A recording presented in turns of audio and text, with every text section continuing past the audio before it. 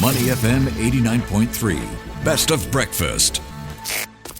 Companies to watch. All right, and for this segment, of course, Dan Koh helping us out. Good morning, Dan. Good morning, Ryan. How was your weekend? I think it was pretty good. Quite eventful for most folks, except for me. I was doing a bit of a staycation because I didn't have to vote. So that was that. So my unpacking was pretty much with my suitcase, not so much the look at elections. you. So you're not so bothered by things that went down then, I suppose. Not too much. How was it for you? How was your weekend? It was good. It was restful. Of course, I had to come in to help out with whatever that went on here in Singapore. Back in the studio on Saturday. But on Sunday, I had a really nice weekend because I went to watch what's that Marvel show again called? Thunderbolts. Yes, the Thunderbolts. How was it? Oh, it was good. It 10 was out good. of 10. That good. I'll give it like a 7.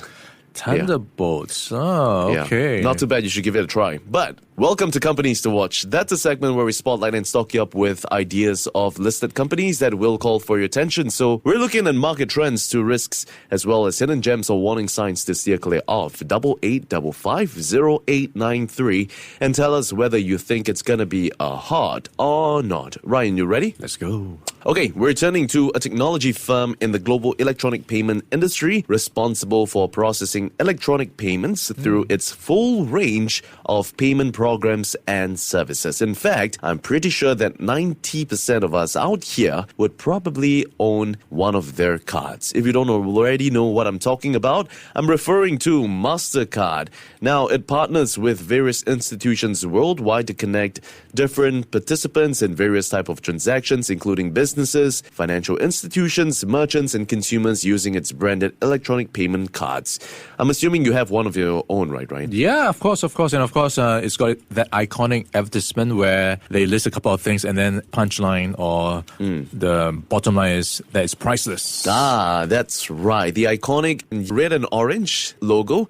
All right, now we're talking about Mastercard today because it beat Wall Street estimates for first quarter profit as customers continue to keep up with spending on its card network despite the economic uncertainty that's sparked by U.S. President Donald Trump's sweeping tariffs. Despite sentiment taking a hit from tariff-driven turmoil and geopolitical tensions, the fundamentals of Mastercard have shown that it is certainly performing well in terms of consumer and business spending, with figures coming in quite solid. We're seeing net revenues of the leading technology company in the global payments industry advancing 14%, with the top line beating the consensus mark by 1.8%. So just very quickly, some of the biggest takeaway from their latest earnings report, we're seeing gross dollar volume that represents the aggregated dollar amount of purchases made and disbursement made or obtained from Mastercard branded cards had increased 9% on local currency basis to $2.4 trillion. We've got cross-border volumes rising 15% on a local currency basis. Value-added services and solutions net revenues of $2.8 billion advancing 16% year over year, driven by demand for consumption acquisition and engagement, as well as business and market insight services. Adjusted operating expenses accelerated 13% year over year to $3 billion. That's due to increased general administrative and marketing expenses, which certainly is showing to pay off in their latest report. On top of that, we're seeing adjusted operating income coming in at $4.3 billion, growing 15% year over year. So, if we look at the first quarter, Mastercard exited with cash and cash equivalents of $7.6 billion, which declined from the 2024 end level of about $8.4 billion. But the total assets of $48.5 billion had increased from the figure at 2024 end.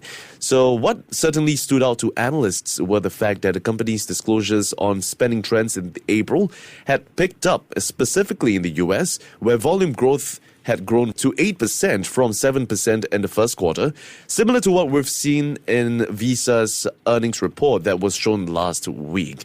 So how do you make of this recent report, right? I mean, are people certainly spending more, even what we're seeing in terms of the uncertain economic environment that we're in? Long story short, it looks like folks are still spending, and that's reflected in Mastercard's numbers. I also wonder, because of all the uncertainty out there, people people just trying to get by to some extent. Maybe they are turning to using their credit cards more because you can delay repayments in that sense, right? So maybe they're parking more purchases on their cards. So that helps Mastercard to some extent. Overall, that plus the still resilient spending they are reporting is supporting Mastercard's business. So it doesn't look like a too shabby a quarter for them. Yeah, it seems like it's quite a good one, in fact. According to CEO Michael, he said that the results underscore the resilience of card networks, which are viewed as more defensive in a downturn, and that's also given their high share of everyday spend and expense flexibility to support profit growth. And Mastercard's diversified, resilient business model and proven strategy has enabled them to effectively navigate various economic environments like the one they were in today. So it does cap off the earnings season for card companies, which are closely watched by Wall Street to assess the health of U.S. consumers. And it certainly does show some confidence in terms of consumer spending right here. And on top of that, Mastercard is also stepping into a new role as a payments provider by enabling AI agents to spend on our behalf.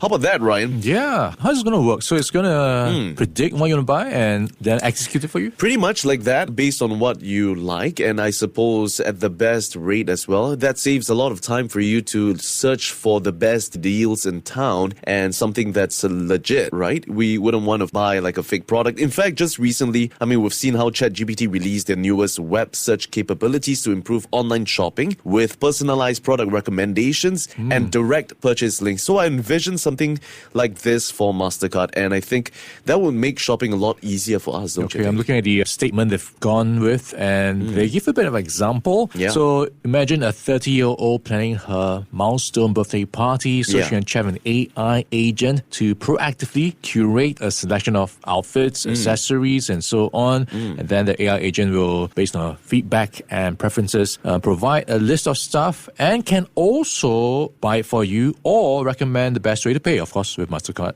So that is crazy. That is just amazing. Thinking about how we've gotten, or how deep we've gotten into technology, I think this is something to look forward to, definitely. And with that being said, I think I'm definitely going to go with a hot for Mastercard right now. What about you, Ryan? Yeah, I like the way they are innovating to, I guess, encourage folks to spend more with this AI thing going on. They are also going into the crypto space. That's right. Stable coin transactions as another frontier for them. Yeah. So I like how they are going into new areas of potential growth. Sounds like that's a buy from you, Ryan. And that's also what we're seeing in terms of the consensus rating, with TipRanks, Yahoo, and Barron's all giving it a triple buy rating as of the 5th of May. And that would pretty much do it for us, Ryan. Now, did you know that Mastercard was actually started back in 1966, Ryan? With that being said, do you know what they were called back then? Mastercard? No. Supercard? No, it's called the Interbank Card Association. That's not too catchy. So definitely that shows how they have to change the name, right? At least back in 1979. So why can anyone go to Mastercard headquarters? Why? That's because it's completely visa-free. And that's all we have for Mastercard. Before acting on the information on Money FM, please consider if it's suitable for your own investment objectives, financial situation, and risk tolerance. To listen to more great interviews, download our podcasts at audio.sg or download the audio app. That's AWEDIO, audio at the App Store and Google Play.